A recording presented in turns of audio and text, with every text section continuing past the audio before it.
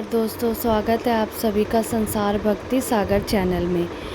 दोस्तों, 3 जुलाई गुरु पूर्णिमा के दिन तुलसी में बांध देना ये एक चीज़ तो घर से गरीबी दूर हो जाएगी, सारी बीमारी से हो जाएंगे दूर, माला माल हो जाएंगे, जो भी दुख तकलीफ़ है सारी ख़त्म हो जाएगी, रातों रात ही आप करोड़पति बन जाएंगे। दोस्तों, 600 वर्षों बाद ऐसा महासंयोग बन रहा है। आषाढ़ मास की पूर्णिमा को गुरु पूर्णिमा मनाया जाता है।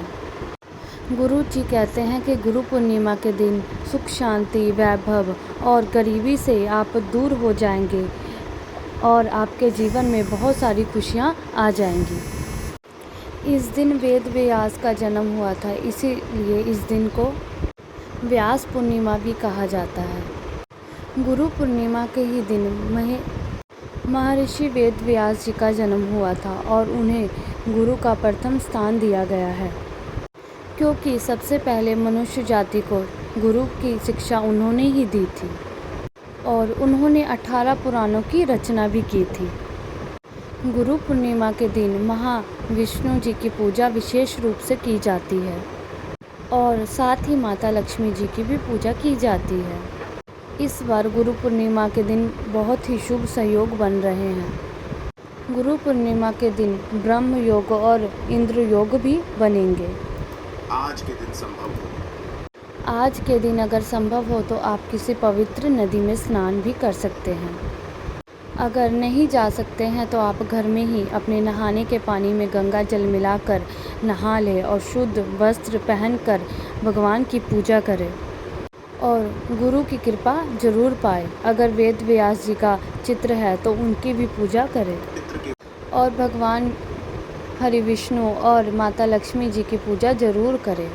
इससे आपको बहुत दुगना धन प्राप्त होगा और आप पे उनकी कृपा बनी रहेगी।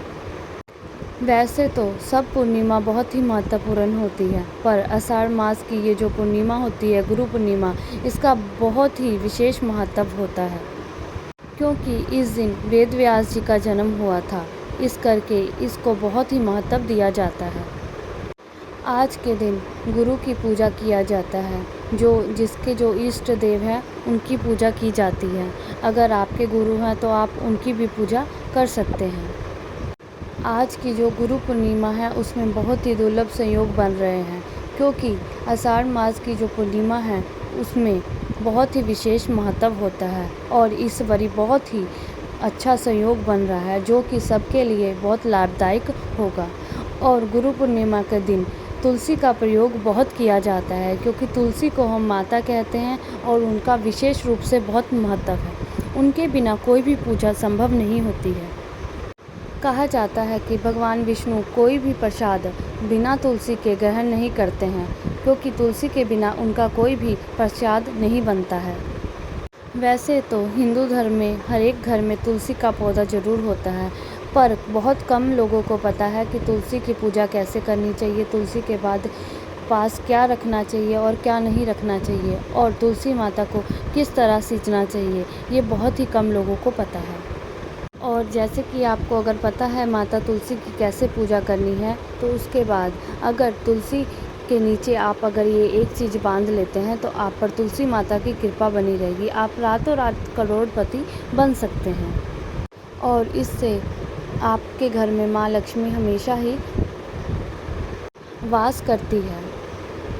तुलसी का पौधा घर में होना प्रत्येक व्यक्ति के लिए बहुत ही लाभदायक होता है।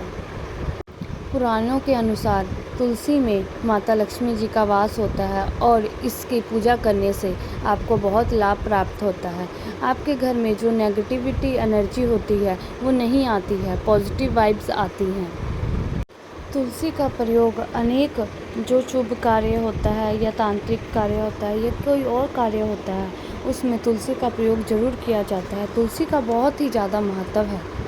तुलसी को कहा जाता है परमात्मा के अनेक वरदानों में से एक है। तुलसी को वरदान मिला हुआ है जिसमें माता लक्ष्मी का वास होता है, और ये भी कहा जाता है कि जहाँ तुलसी का निवास होता है वहाँ पे ब्रह्मा विष्णु महेश यानी तीनों का ही निवास वहाँ पर होता है।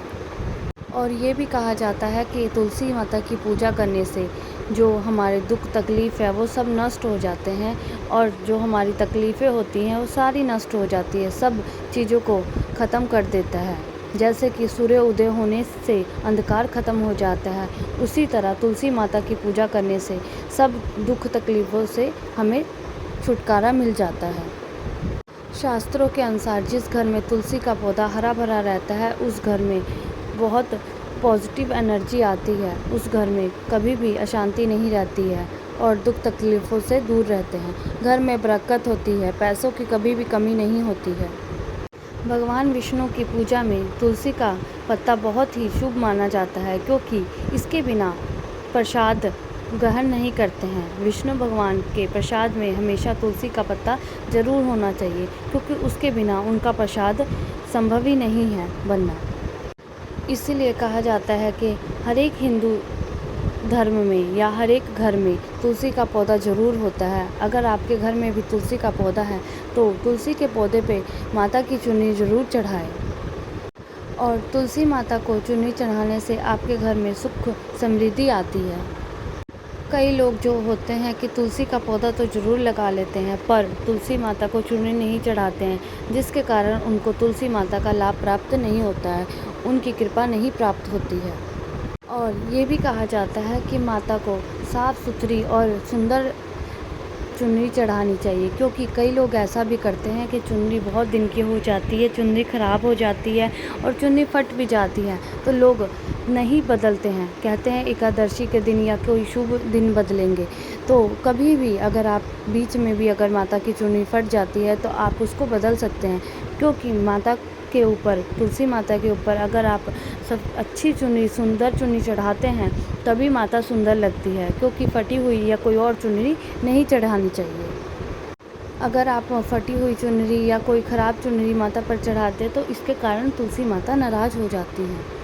तुलसी में बहुत ही शुभ कार्य होते हैं। कई लोग जो तुलसी के विवाह कराते हैं उनके में कभी भी दुख तकलीफ़ों का सामना नहीं करना पड़ता है, उन्हें कभी भी किसी परेशानी का सामना नहीं करना पड़ता है।